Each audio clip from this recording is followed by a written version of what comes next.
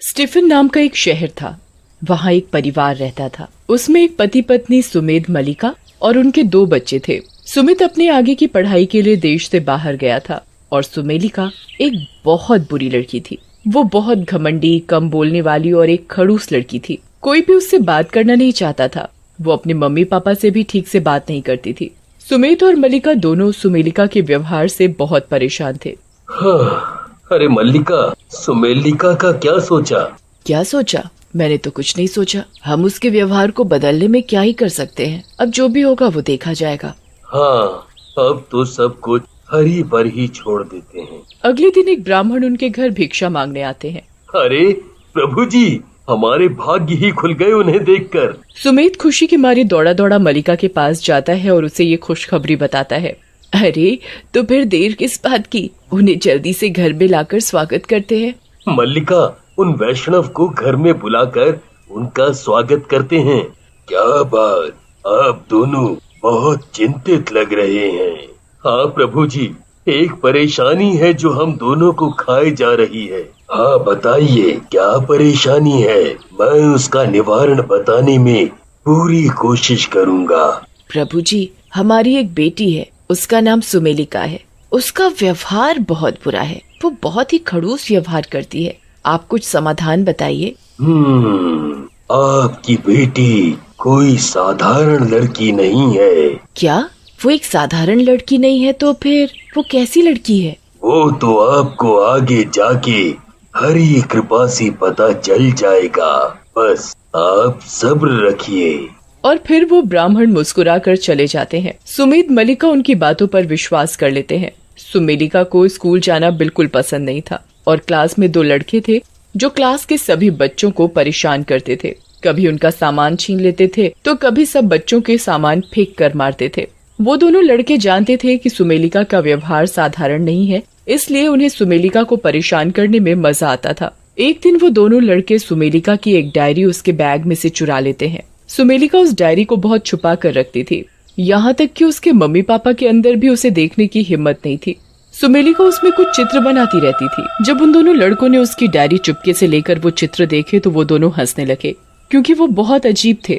उसमें कोई बुरा सा आदमी या औरत बने होते थे और ऐसा लगता था जैसे उनको पेन से बुरे तरीके से खरोंच दिया गया हो। ये क्या भाई, ये कैसा चित्र है? बड़ा अजीब है। हाँ भाई, ये तो बड़ी अजीब है। भाई, आज तो इससे गंदे वाला मजा लेंगे, गंदे वाला। वो लड़के वापस क्लासरूम में जाते हैं। अभी टीचर को आने में 15 मिनट थे। सुमेलिका अपनी डायरी बेंच पर बैठी ढूंढ रही थी पर उसे नहीं मिली। तब वो लड़के दूसरों को परेशान कर रहे थे। तभी उन्होंने एक दूसरे से कहा, भाई चल ये डायरी सुमेलिका के ऊपर फेंक के मारते हैं। ओ चल, मैं फेंक के मारता हूँ उसको। हाँ। और फिर वो लड़का सुमेलिका की चोरी की हुई डायरी उसके ऊपर फेंक कर मारते हैं। जब सुमेलिका को वो डायरी लगती है और उसे जब पता चलता है कि वो उसी की डायरी है जो उन दोनों लड़कों ने चुरा ली थी, तो उसे बहुत गुस्सा आता है। तब वो उन दोनों को कुछ नहीं कहती। फिर वो अपनी डायरी खोलती है और फिर एक अजीब सा शरीर बनाती है और वो उस शरीर के पेट में पेन से गोल गोल घुमाने लगती है। तभी वो लड़का जिसने उस पर डायरी फेंकी थी, उसके पेट में दर्द होने लगता है। फिर सुमेलिका उस डायरी पर बने शरीर के पेट पर और दबाव से पेन को गोल गोल घुमाने लगती है और उस लड़के को और तेज दर्द होने लगता है। फिर सुमेलिका उस चित्र वाले शरीर के गले में लाल पेन से एक कट लगा देती है, जिससे उस लड़के को उल्टी आने लगती है। तभी सुमेलिका उस शरीर के गले पर दोबारा दबाव से एक कट मारती है, जिससे उस लड़के को खून की उल्टी होने लगती है और उसका दोस्त बहुत डर जाता है। तभी पीछे से टीचर आ जाते हैं और उन दोनों लड़कों को बोलते हैं, अरे इस लड़के को बाहर स्कूल के मेडिकल रूम में ले जाओ। और फिर वो दोनों बाहर चले गए।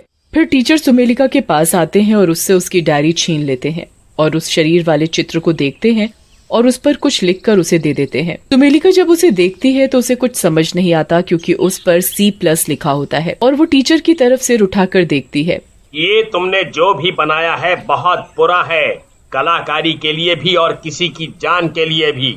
और फिर वो टीचर आगे जाकर अपनी सीट पर बैठ जाता है। सुमेलिका जब ये सुनती है तो उसे बिल्कुल अच्छा नहीं लगता और वो इस टीचर से गुस्सा हो जाती है।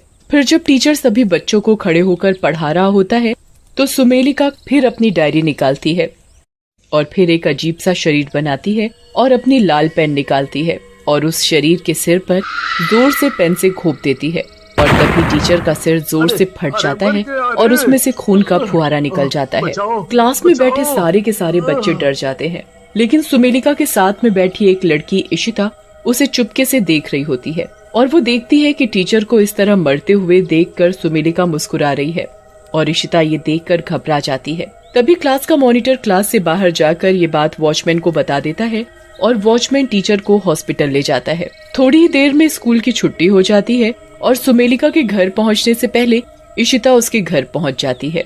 सुमेध और मलिका घर के बाहर के बगीचे में ही खड़े होते हैं और इशिता दौड़ती दौड़ती उन दोनों के पास पहुंचती है। अंकल आंटी मेरी बात सुनो जल्दी। अरे इशिता बेटा, तुम यहाँ क्या हुआ? अरे इशिता बेटा, इतना हाफ रही हो, अंदर आ जाओ और आराम से बताना कि क्या हुआ। नहीं नहीं आंटी, वो सुमेलिका बहुत बुरी लड़की है। आज उसने स्कूल में 2 लोगों को घायल किया। उसके पास एक डायरी है जो। और सुमेलिका के मम्मी पापा सुमेध और मलिका को सब बता देती है। तभी वो देखती है कि पीछे से सुमेलिका आ रही होती है और फिर वो वहाँ से भाग जाती है। सुमेध मलिका इशिता की आधी बात सुनकर ही घबरा जाते हैं और सुमेलिका को डर की निगाहों से देखते हैं। सुमेलिका उनको नजरअंदाज करते हुए घर के अंदर घुस जाती है और अपने कमरे में चली जाती है। ये इशिता ने क्या कहा? अब हमें हिम्मत नहीं हारनी है। हमारी बेटी के साथ जो भी हो रहा है उसे खत्म करना पड़ेगा। पर कैसे? इशिता ने सुमेलिका की किसी डायरी के बारे में कहा था। बस उसे कैसे ले इसकी युक्ति बनानी पड़ेगी। तुम उसकी चिंता मत करो, बस रात का इंतजार करो। रात हो जाती है और सुमेलिका भी गहरी नींद में सो रही होती है। सुमेध और मलिका सुमेलिका के कमरे में चुपके से पहुंचते हैं और उस डायरी को ढूंढने लगते हैं। तभी सुमेध की नजर टेबल पर रखी एक डायरी पर पड़ती है जिस पर कुछ खून के धब्बे पड़े होते हैं। सुमेध मलिका को चुपके से बुलाता है और फुसफुसाते हुए कहता है, मलिका, शायद यही वो डायरी है, चलो हम इसे लेके चलते हैं। हाँ चलो, ले लो इसे। तभी मलिका से टेबल के पास रखा एक पेन स्टैंड गिर जाता है और गिरने की आवाज से सुमेलिका जाग जाती है। सुमेलिका उठती है तो देखती है कि सुमेध और मलिका उसकी डायरी चुराने वाले थे। फिर सुमेलिका बहुत गुस्से में आ जाती है और उसकी आंखें लाल हो जाती हैं। तभी सुमेध और मलिका सुमेलिका की डायरी लेकर कमरे से बाहर चले जाते हैं और बाहर से कमरा बंद कर देते हैं और फिर वो अपने कमरे में चले जाते हैं। सुबह हो जाती है और सुमेलिका कमरे के अंदर से दरवाजा खोलने को बोलती है और दरवाजा पीट रही होती है, पर सुमेध और मलिका उसे बंद ही रहने देते हैं। मलिका, हमारे हाथ ये डायरी लग चुकी है, तो शायद हम इस समस्या का कुछ समाधान निकाल पाए। हाँ सुमेध, चलो देखते हैं कि इस डायरी में है क्या। सुमेध और मलिका डायरी को देखने लगते हैं और वो डर जाते हैं क्योंकि उसमें बहुत अजीब अजीब से चित्र बने होते थे शरीर के, और हर शरीर के चित्र पर लाल पेन से कट का निशान बना होता था। ऐसा लगता था जैसे किसी का चित्र बनाकर उसे मारा हो। वो सारे चित्र बहुत भयानक थे। उसमें से एक चित्र में एक लड़की बनी हुई थी जिसमें ऐसा लग रहा था जैसे उसके अंदर कोई आत्मा घुस रही हो। देखो मल्लिका, ऐसा लग रहा है जैसे वो लड़की हमारी बेटी सुमेलिका हो और इसके अंदर कोई आत्मा घुस रही हो। हाँ सुमेध, मुझे भी ऐसा ही लग रहा है। लेकिन अब सुमेलिका को इस आत्मा से बचाएं कैसे? तभी मलिका के दिमाग में एक उपाय आता है। सुमेध, हम इस डायरी को जला देते हैं, क्या पता वो आत्मा की जान इसमें बसी हो। हाँ मल्लिका, एक बार ये करके देखते हैं। फिर सुमेध और मलिका घर के बगीचे में चले जाते हैं और माचिस लेकर उस डायरी को जला देते हैं। तभी घर के अंदर से सुमेलिका के अंदर घुसी आत्मा बहुत जोर जोर से चिल्लाती है। ये चीख सुनकर ऐसा लगता है जैसे इस आत्मा की ताकत और बढ़ गई हो। सुमेलिका कमरे का दरवाजा तोड़कर बाहर आ जाती है। उसकी आंखें लाल हो रही होती हैं और उसके हाथ पैरों में नसें उभर उभर कर दिख रही थी।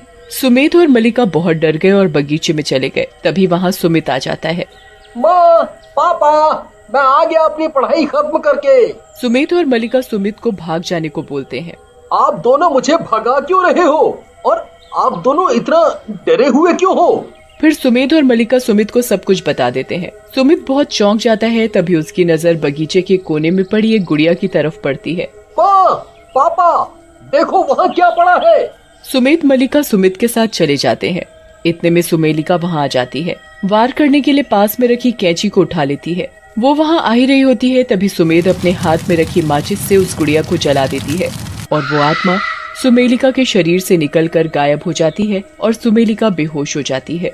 सुमेध और मलिका उसे घर के अंदर ले जाते हैं और बिस्तर पर लेटा देते हैं। थोड़ी देर बाद जब सुमेलिका उठती है अपने मम्मी पापा को गले लगा लेती है।